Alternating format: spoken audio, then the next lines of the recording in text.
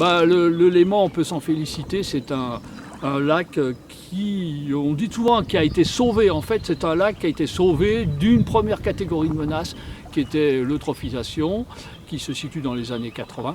Et on va dire surtout que c'est un lac convalescent par rapport à cette menace. C'est un grand convalescent, le Léman. Donc il va mieux, mais il reste quand même relativement fragile. Et quoi qu'il en soit, il n'échappe pas à toute une série de nouvelles menaces qui sont les questions relatives les effets du changement climatique, la prolifération de ces microplastiques dans le lac et les micropolluants.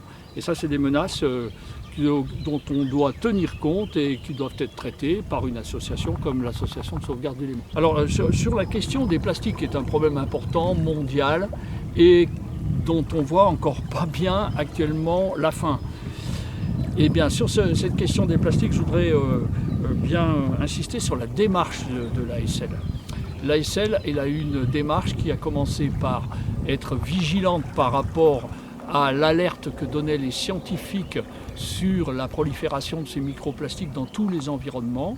Et cette vigilance s'est traduite par l'établissement d'un dossier scientifique qui s'est concrétisé par un colloque organisé sur la question des effets du plastique dans l'environnement et de ses conséquences. Sur les bases de ce dossier, c'est une recherche participative mettant en jeu tout un ensemble de bénévoles et de responsables qui s'est mise en place, c'est le fameux projet Plastoc. Et à la suite de tous ces éléments, eh bien, l'ASL va pouvoir s'adresser aux différents acteurs de l'enjeu plastique, c'est-à-dire les individus, les entreprises et les États, pour que cette question soit prise en charge et de manière efficace, et pas juste au stade des intentions, mais au stade de l'action concrète.